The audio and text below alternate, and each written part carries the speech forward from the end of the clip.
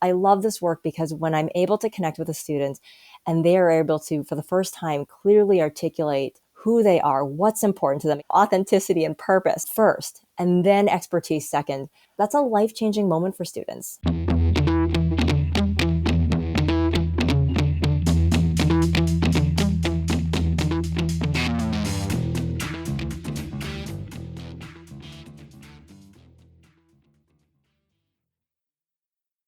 Hey folks, welcome back to the podcast and happy April.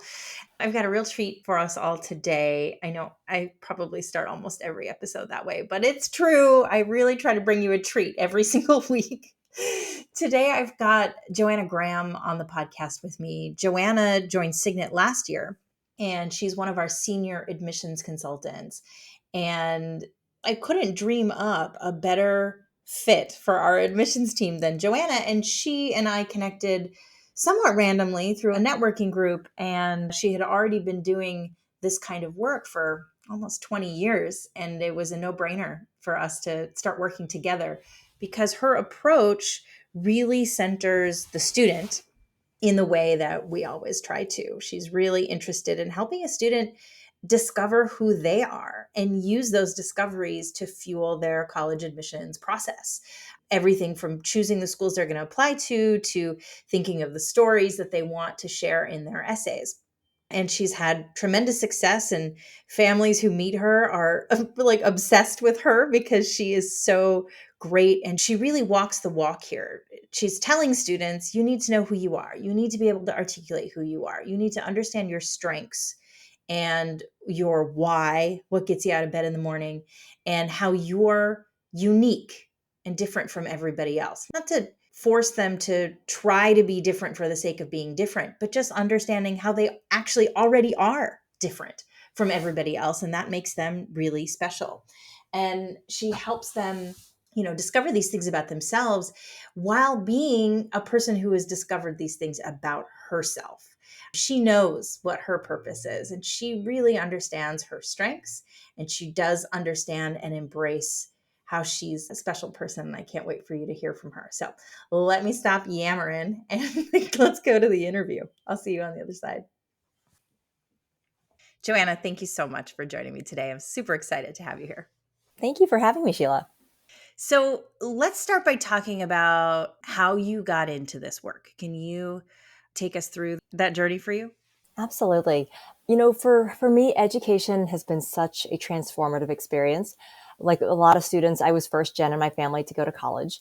I grew up in the Midwest. Neither of my parents knew much about the college education system, but they did really instill very early on that education was my ticket to whatever I dreamt to be possible. And so everything growing up was a focus on, doing the best you possibly can in school and, using that as your ticket out. We were not particularly wealthy. I will be really candid and say we were pretty poor, actually. But my parents sacrificed everything they could and sent my sister and me to one of the best private schools in St. Louis, Missouri, where I was a scholarship kid, and really just instilled very early on in me this idea that hard work will pay off and that education can transform lives. I applied to Georgetown Early Action when I was a senior, and a lot of that was because I had my sights set on being a pediatric oncologist. But at the time, I also really loved the idea that I could study humanities and liberal arts because I thought that would make me a more well-rounded physician. At the time, Georgetown was the only school in the country that would allow me to be a liberal arts major and pre-med. And so it made the decision process pretty easy for me. Georgetown was my top choice. I applied early. I got in, thank goodness. But what I will tell you is that navigating that process, I'll back up for just a second, was really tough. My parents said to me, I'll be honest, admissions consultants didn't really exist. And frankly, my family couldn't afford one, even if they did. But my parents said, there's a public library down the street. Good luck, Godspeed, go figure it out. And, and then just tell us where to send the check because, oh my gosh, I'm dating myself. But, and that during that time, we still sent in paper and pencil applications. And I'm almost embarrassed to say it, but I think I may have used my mom's typewriter to fill out my application. I remember those days. It was the same in my day. And you had to type it up and kind of like literally glue stick it in to the application form, and you had to make sure that you stopped typing where the margin was. And there were so many times where like it would barely fit. And then I would just use a pen to like finish the hook on the R or something like that. Oh my God, it was an arts and crafts project. 100%. I would like to think that that was factored into the decision-making process to see how crafty people could be. Yeah. Your hand-eye coordination was a big part of it. Exactly. Okay, so you get to Georgetown. What happens next? So I got to Georgetown. I was 17 years old. I had skipped a grade growing up as well. So I was already younger than most of my peers. And candidly, I grew up in St. Louis, Missouri. I was adopted when I was very young. I was born in Korea, and I had a Bolivian mom and a German Irish dad. So aside from the fact that no one in Missouri knew what to do with my family growing up, I had never seen another Asian person besides my younger sister, who was also adopted from Korea. So I got to Georgetown and my head exploded. There were people from all sorts of different backgrounds, all shapes, sizes, colors, you name it. And it was such an overwhelming experience, but in the very best way. It really, to me, validated that I had made the right decision because I knew that the world was so much bigger than the world that I grew up in. And I knew that these were going to be the people who I would call my peers, my friends, my network, for lack of a better term, and who were going to help change my life, quite frankly. And honestly, I leaned right in and I never looked back. So I actually didn't know you were a pre-med when you went to college. There's so many of us who took that path and then made a turn in another direction. So at some point, you decided not to pursue medicine. And then what? So it was interesting because I had wanted to be a doctor. I'd wanted to be a pediatric oncologist since the age of 6. And my parents tell this funny story about how I came home one day and told them at the dinner table that that's what I wanted to do. And they asked me how I even knew what those words meant. And I said, well, it's because you make me read the dictionary. I promise they were not tiger parents, but this was an activity that we did. And that's how I learned what a pediatric oncologist was. But everything that I did as a child, all of the activities that I engaged in, all of the volunteer activities, all of the courses, everything I did from age 6 through 17 when I went off to Georgetown was built around this idea of exploring everything regarding medicine. So everything that I did was built around this idea of wanting to be a doctor. And then I got to Georgetown and did the same thing and was really fortunate. I had incredible classes. I was actually a language and linguistics double major. I was studying French and sociology and had the good fortune to be able to go abroad my junior year. When I came back for my junior year in preparation for my senior year, that's when 9/11 happened. And as most folks know, the whole world changed. And, candidly, I had started having questions and doubts about my pathway because the reasons that I wanted to pursue medicine were 110% altruistic. I think growing up in in an economically disadvantaged family, having really just sort of seeing what wealth and privilege could do and the doors it could open was certainly a big driver for me. But for me, what I really wanted to do with regards to medicine was do something far more altruistic. And I dreamt of going and volunteering or working with Médecins Sans Frontières in Africa and doing all of these amazing things. But the more that I leaned into medicine, especially during internships that I had in college, the more that I realized that there was a lot of business and red tape around the practice of medicine. And frankly, I became a bit disillusioned. And you layer 9/11 in there and a poor economy and a poor job market. I really started to wonder, what was sort of next for me. So I went through all the motions. I took the MCAT my senior year. I was working on a research project at a senior thesis. Everything was sort of aligning. But I'll never forget, I woke up one morning. It was May. It was a few weeks before graduation. And I looked at my roommate and just said, I don't want to be a doctor anymore. And it was such a watershed moment for me. And I remember actually my first thought after that was, oh my gosh, my parents are going to disown me if I tell them that my life's work and dream has shifted all of a sudden now at age 20. And then my second thought was, oh my gosh, what am I going to do? Because everything that I've done for the last 14 odd years or so has been in support of this. And now I have absolutely no idea how I define myself. What do I do next? And really, where do I go from here? And oh yeah, by the way, I'm graduating in a few weeks. So I sat down, I regrouped, and I did what I always did. And that was just, I started making a list of what are the things that I do know? What are the things that I'm good at? And slowly figured it out. I was able to land a job through one of my former internships that I had landed in college. I was working as a research assistant for a former Secretary of Health and Human Services from the Reagan administration in support of a book that he was writing on cancer vaccines. He offered me a full-time job upon graduation, and I took it because I thought, it's better than nothing. It'll give me a little bit of exposure. And frankly, it aligned really well with some advice that one of my mentors had given me. And that was, you may not necessarily know what you do want to do in life, but by eliminating things via process of elimination, you will figure out the things that you don't want to do. And eventually you will end up where you need to be. The other thing he told me was, whenever you take a job or whenever you're entertaining a job offer, think about what the resume bullets are going to be. And so it may not be the job that you want. And especially for young people graduating from college right now, and I give this advice to a lot of the young folks I mentor, you're not going to get your dream job right out of college. Certainly there are a lot of headwinds right now that we're facing, parallels probably to what the economy was like back in 2002. But you may not land that dream job out of college. But if you think about what are the 2 or 3 resume bullet points that you could write for yourself 12 to 18 months down the road, that will give you a good sense of what are the things that you can try to get out of this next role. And I think that's a really important way to, number one, look at the world, but also to think about your career, because no, it's not always going to pan out the way you want it to. But you can't sit around waiting for someone to hand you your dream job on a silver platter, because frankly, it's just never going to come.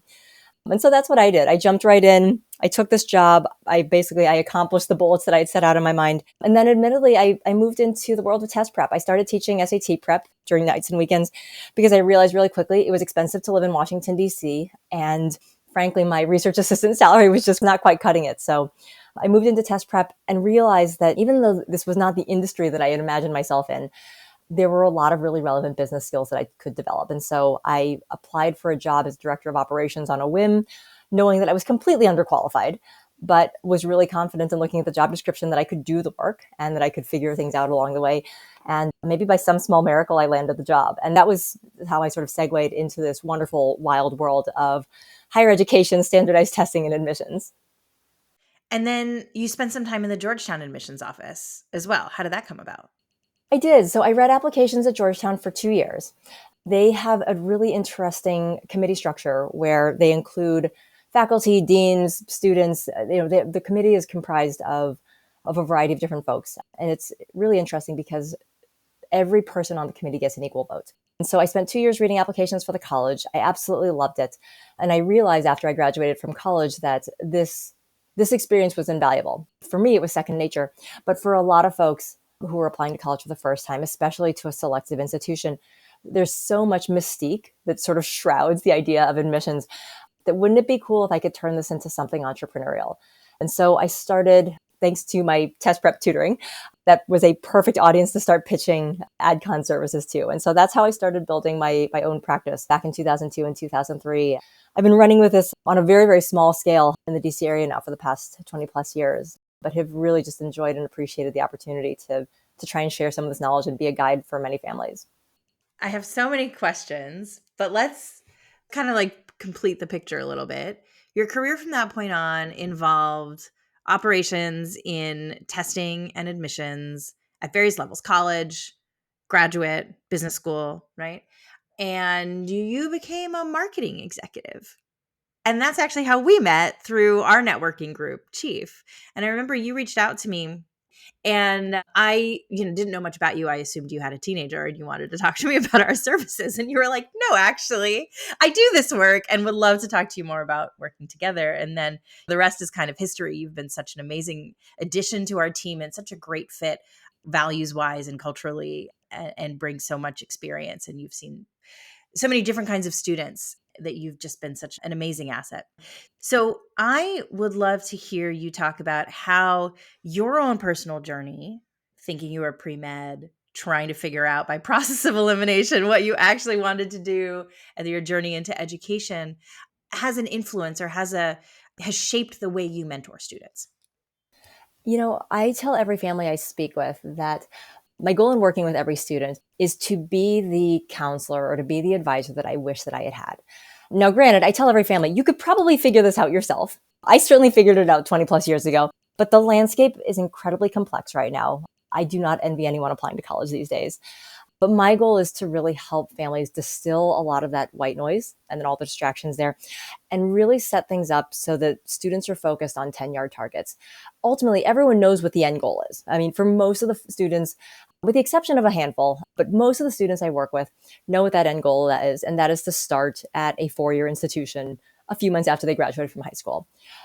I think the whole process can be incredibly overwhelming. And so working with families to kind of identify what are the 10-yard targets, what are the 2 or 3 things that I absolutely need to focus my time and energy on over the next 30 to 60 days, and then continuing to optimize that and continuing to build on that.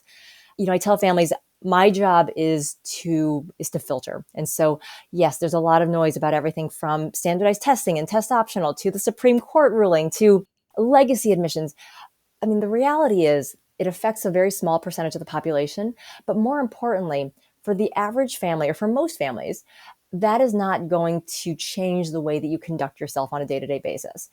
Applications and admissions are such a holistic process that span, the full 4 years of a high school student's career. And so, yes, while there certainly are some large, I would say broad brush macro trends at play, I mean, the vast majority of what is going to help a student stand out is going to be the work that they're doing day in and day out. And my job really is to help keep them focused and on track, to make sure that they're doing everything in the moment that they can to maximize their potential and to really help them have the building blocks to really tell a great story. And Sheila, to your point, the marketing background, I think, is really what has helped me sort of shape the way that I coach and the methodology that I use with students. I love the idea of, and I don't want to be overly corporate when I say this, but I love the idea of helping students articulate what their personal brand is. Because when you think about it, college admissions in some ways are really just another example of a product market fit exercise in marketing. Yes, absolutely.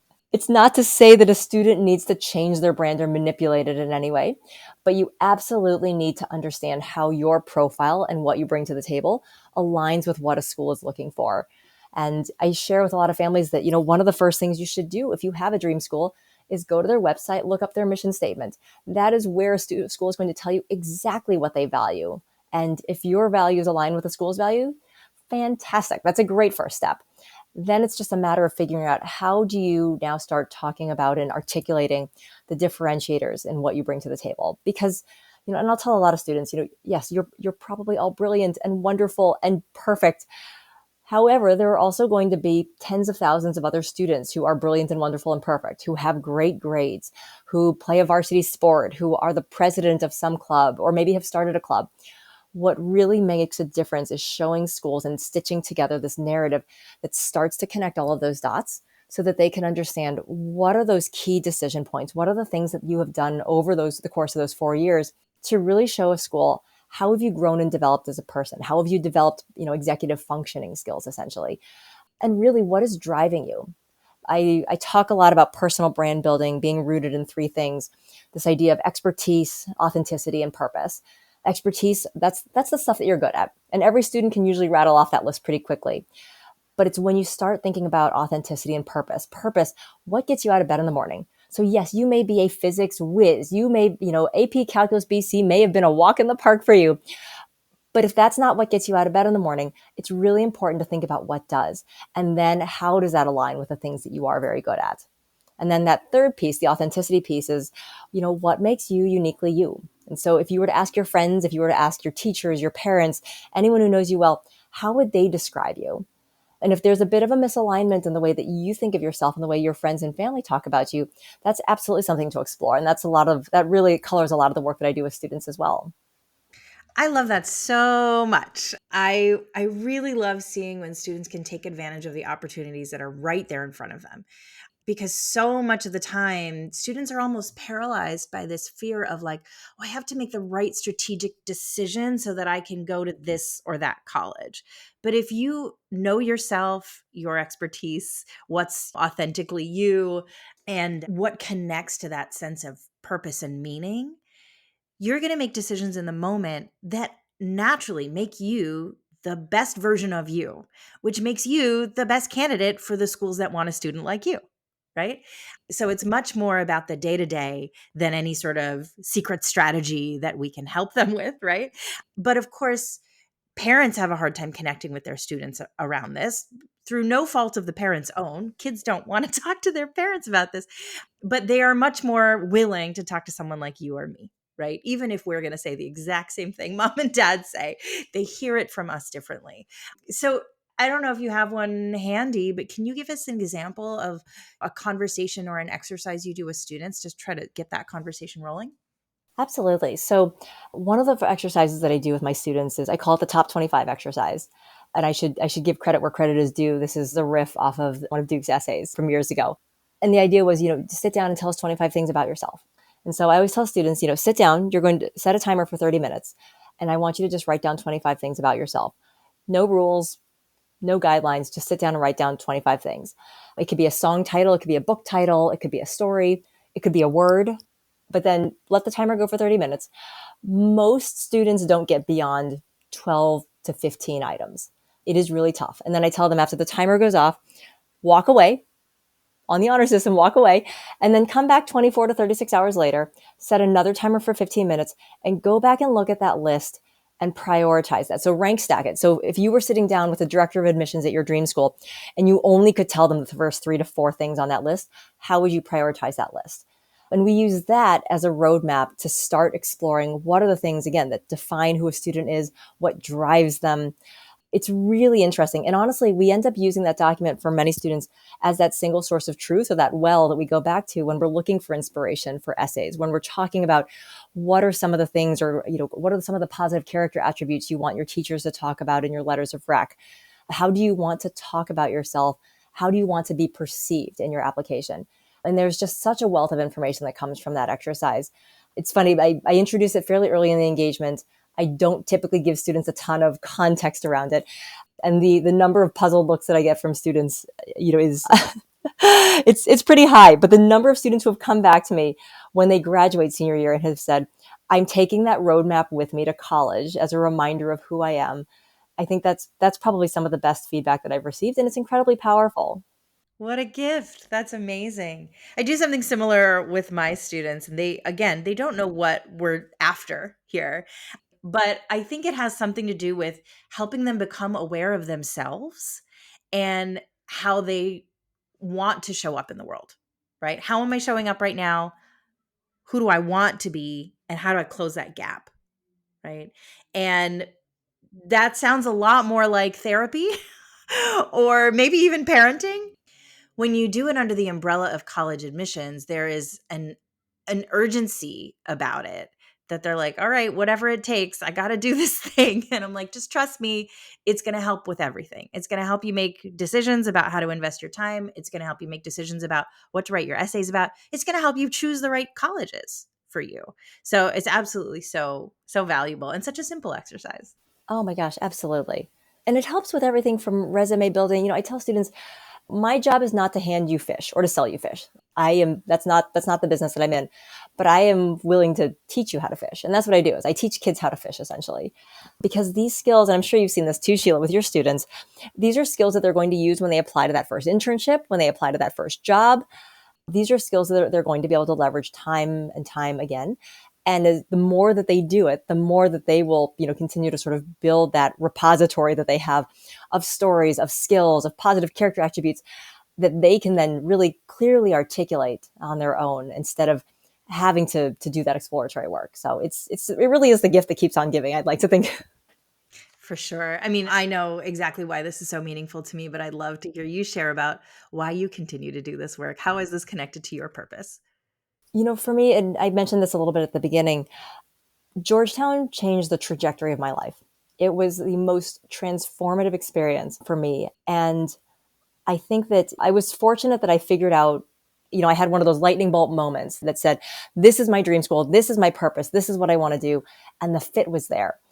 I think for a lot of students, there is so much noise. There's so many distractions, quite frankly, between media, social media, the internet, you name it. And frankly, I think kids are just overscheduled and overcommitted. And so they don't always have the ability to take the time and think about what's important to them, and sort of and what really sort of, who they are as people.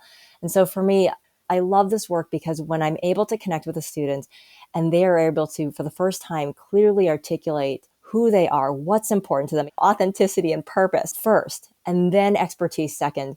That's a life-changing moment for students. And, I think about the hundreds of students I've worked with over the last 22 years. And maybe this is a testament to the work that I do with them, but the number of students I am still in touch with to this day, whose careers I've been able to see grow and thrive and flourish, it tells me that when the fit is there, education really is this rocket ship that transforms lives. And that's why I keep coming back to this well every year. Oh, I love it. Well, I feel like I could talk to you for hours about this, but I think this is probably a pretty good place to leave it. I'm sure we'll have you back for more, but thank you again for your time today. This was an awesome conversation. Thank you so much, Sheila. I appreciate it. So I definitely could talk to Joanna for hours and hours about this, and I'm sure you all would love to listen to her. So we'll definitely have her back. But I think that metaphor of the product market fit for students when they're thinking about building their college list, I think is so powerful. And we can have our feelings about the idea of turning students into a brand. I don't think we're talking here about creating a brand out of nothing, but rather realizing they already are a brand and helping them lean into their actual strengths and unique differences and things like that, I think is a really smart way to both look at this process, but also communicate about it to students who, are exposed to the world of brands every day. It's something really tangible that they can hold on to. So I hope that was helpful for you. And, just one more note here before we sign off. I know a lot of students got their admissions results this last week or maybe in the prior couple of weeks. And some of you may be waitlisted.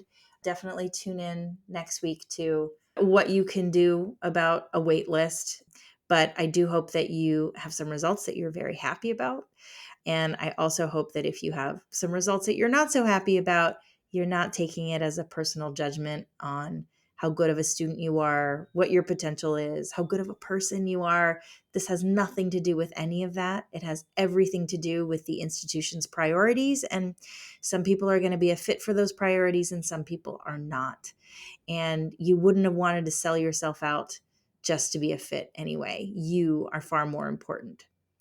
So I hope that gives you some solace and some comfort. And if there's anything I can do to help, please reach out. Thanks, everybody. We'll see you next week. Bye.